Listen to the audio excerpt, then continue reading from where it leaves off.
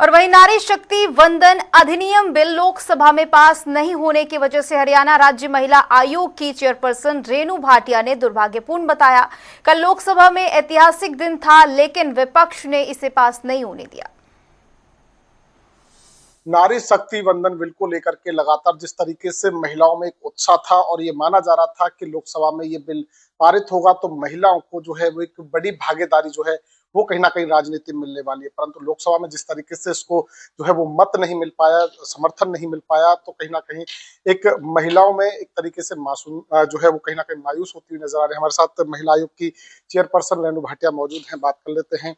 Madam, जितनी उम्मीदें थी महिलाओं को, कहीं ना कहीं उम्मीदें जो है वो कहीं ना कहीं टूटती हुई नजर आ रही, क्योंकि समर्थन नहीं मिल पाया बिल को और कांग्रेस कहीं ना कहीं इस बिल के खिलाफ नजर आई। देखिए, ये बहुत दुखद है कि एक बार फिर कांग्रेस ने अपनी प्रवृत्ति, अपनी मानसिकता को दर्शाया।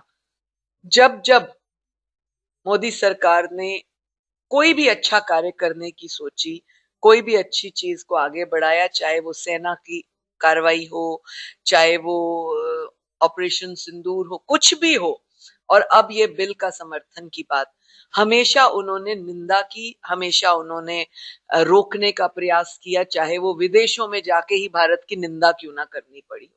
तो ये इससे दुखद, इससे शर्मनाक कोई बात नहीं हो सकती, क्योंकि ये बिल कोई पर्टिकुलर अपने परिवार के लिए नहीं था, ये पूरे देश की बेटियों के लिए था जो आगे बढ़ रही हैं, जिनको आगे राजनीति में बढ़ना था, और पॉपुलेशन के हिसाब से जो इतना एरिया हो गया था उसमें ज्यादा हमें नुमाइंदों की आवश्यकता थी, इसलिए बेटियों को ज्यादा मौका मिला। और 33% आरक्षण कोई छोटी बात नहीं थी।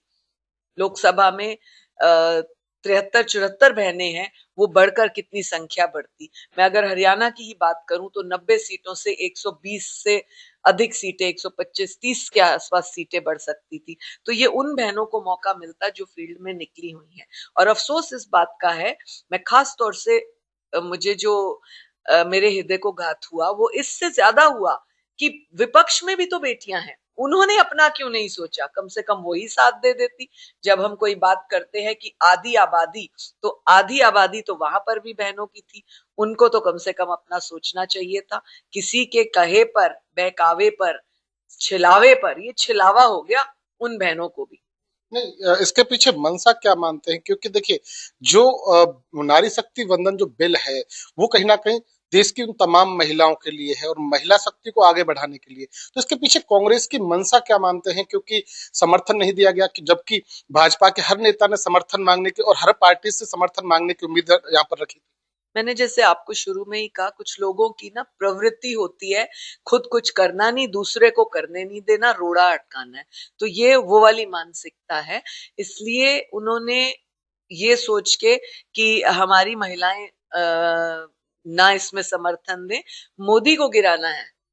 उनकी एक ही मानसिकता है कि मोदी जी को किस तरह से वो नीचा दिखा सके। लेकिन याद रहे, सूर्य उगता है और दिया खिलता है, कमल खिलता है, दिया जलता है। ये भूल गए कि बब्बर शेर के आगे ज्यादा दिन तक टिकती नहीं है बातें।